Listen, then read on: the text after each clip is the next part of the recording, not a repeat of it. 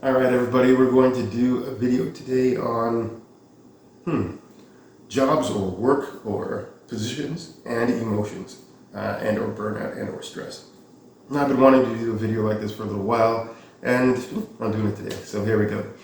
One, I think that we need to start really taking a look at what are the emotional requirements for the job position or thing that we are offering to employees and or others.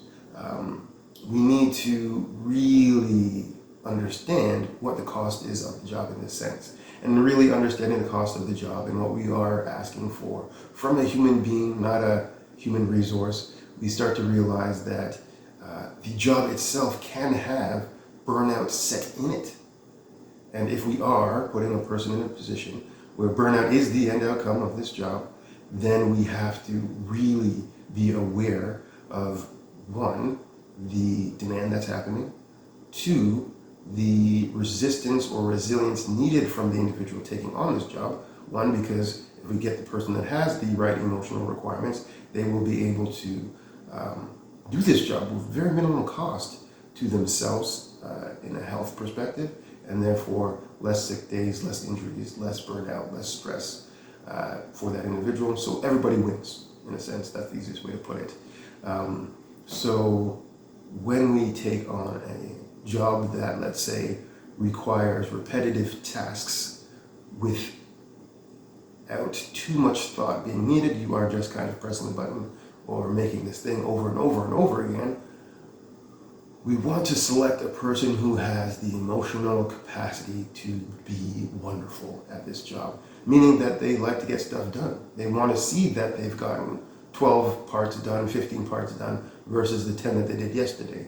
We want them to strive for the mastery in the thing that they do because they know they can do it well, because it appeals to their specific ability to drive emotion, take out emotional satisfaction from what it is that they're doing. Now, this has become a little bit harder because we're making things more suited for robots than for people. So that is a thing. I don't think that's great. I think we need to undo that, to be 100% honest, because you cannot take humanity out of work and still have a functioning society. That's a fact. And when you do that, you will just put greater emotional and mental burden on the populace, and therefore have less people who want to work in the first place. So you will end up right back in the beginning where you are making jobs more sustainable for human beings. So that being said, I do think that also, so that was the kind of physical level. Now let's move on to a managerial level. Now, when we're selecting somebody who's being the manager of something, we want to, again, select a person who has the emotional background to be able to work with people. They are managers. Therefore, they need to have lots of social skills. Because this social skills is the ability to bring greater creativity, greater rewards, greater purpose from their team. And they have to be strong enough to be the leader, not just in a managing position. This is a unique skill and or emotional background. So you need to find somebody who has that in there. This should be, again, a major part of their role, their personal skills, if you will, and then doing the paperwork, desk work, these kind of things would be better suited for somebody who's greater in that department.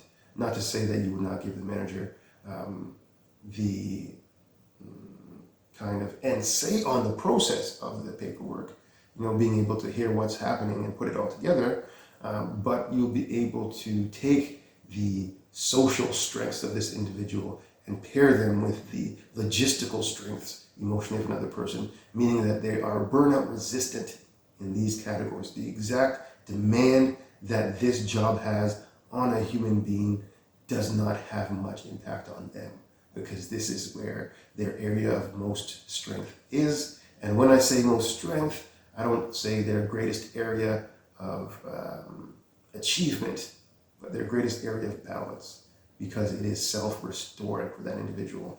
I think this would be the greatest self-care way to start hiring people and move away from this robotic machine answering, robot taking, categorizing individuals based on things that are just written logic.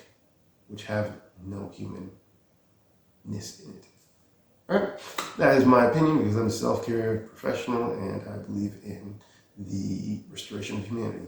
That's a fact. So I would say that this is a very nutritious way of running a business. That being said, what could you expect from such an employee being met with these personal accomplishments in their work? Well, I mean, when an artist does their art, they become passionate, they become driven, they become able to think outside the box, they come out more creative, they become more energized for work.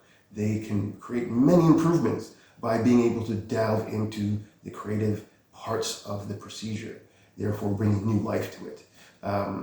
This is tapping into the human potential, not the human resource. So in that way, potential is a great thing. You want businesses to have potential.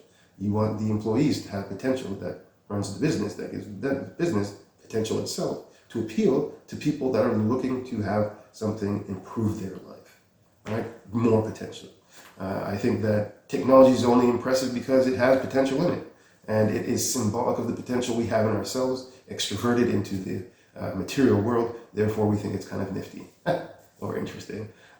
So I think that very much it is important to use these things because it allows for the resistance or resilience or the outgrowing of our biggest things called stress, our biggest things called burnout, our biggest things called lack of enthusiasm, our biggest things called lack of community, our biggest things called lack of health. That's big five there. And all leading to the downward spiral of society, if not put in check. And so these are the self-care model, I'd say, is a great way to put in check stress and burnout. Thank you very much for listening. I really enjoyed doing this video, able to touch on very good points there on how we can make work more sustainable for humans.